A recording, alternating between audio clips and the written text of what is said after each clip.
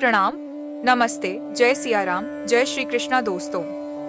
जब धरती पर धर्म और अधर्म के बीच भीषण संघर्ष की तैयारी हो रही थी, जब महाभारत का महासंग्राम दूर से अपनी गर्जना सुना रहा था, तभी एक ऐसा बालक इस संसार में आया जिसने अपनी वीरता और बलिदान से इतिहास की धारा को मोड़ दिया।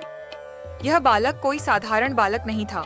उसकी नियति में कुछ ऐसा लिखा था जो उसे अमर बना देता है। यह कहानी है एक ऐसे बाल योद्धा की जो अपने अंतर्मन में असीम साहस और अद्वितीय शक्ति को समेटे हुए एक महान योद्धा बनने के लिए जन्मा था। यह कथा एक ऐसे वीर की है जिसने अपने जीवन को धर्म की सेवा में समर्पित किया।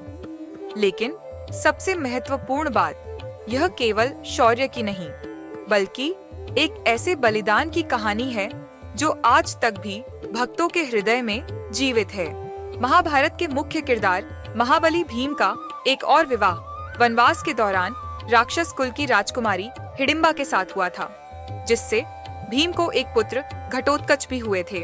उन्हीं घटोत्कच का विवाह यक्ष कुल की देवी मोरवी से हुआ और फिर राजकुमार बर्बरीक का जन्म घटोत्कच और मोरवी के घर हुआ। जब बर्बरीक का जन्म हुआ तो उनके माता पिता को लगा जैसे स्वयं विधाता ने उनके आंगन में एक महान योद्धा भेजा है। जन्म के समय ही उस बालक के चेहरे पर अद्भुत आभा थी और उसकी आंखों में एक विशेष तेज था, जैसे वह पहले से ही जानता हो कि उसका जीवन एक महान उद्देश्य के लिए बना है। जब मोरवी ने उसे पहली बार गोद में लिया तो उनके हृदय में एक अद्भुत अनुभव हुआ। उन्होंने धीरे से कहा, यह बालक एक दिन दुनिया को बदल देगा। और जैसे जैसे बर्बरीक बड़ा हुआ, उसकी हर क्रिया, हर सोच ने यही सिद्ध किया। वह बचपन से ही सामान्य बच्चों से अलग था।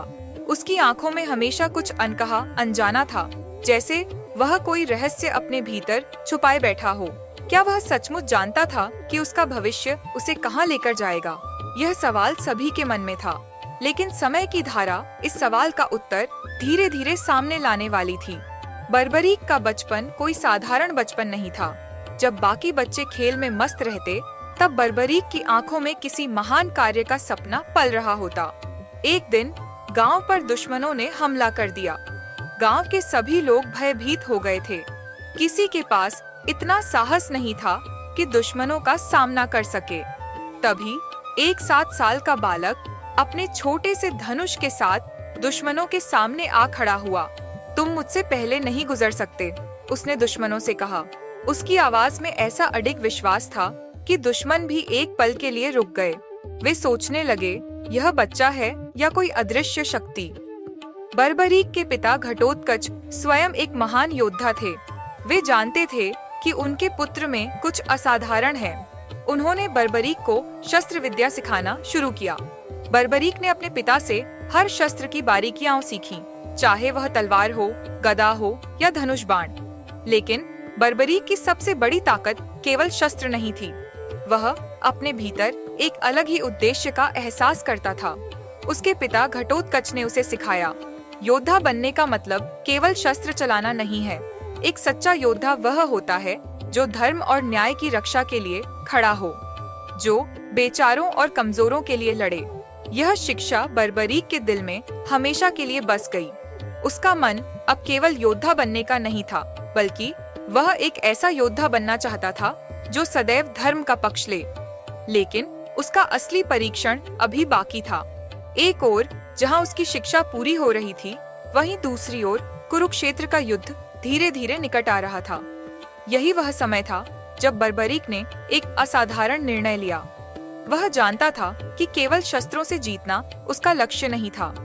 उसे वह शक्ति चाहिए थी जो उसे सबसे शक्तिशाली योद्धा बना सके, लेकिन साथ ही वह शक्ति केवल धर्म और न्याय के लिए इस्तेमाल होनी चाहिए, कमजोरों और हारते हुओं के लिए इस्तेमाल होनी चाहिए।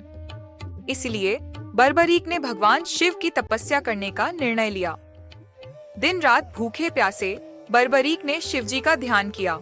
उसकी तपस्या इतनी प्रबल थी कि भगवान शिव को अंततः प्रकट होना पड़ा। शिवजी ने उससे कहा, वत्स, तुम्हारी भक्ति से मैं प्रसन्न हूँ। जो वरदान चाहिए मांग लो।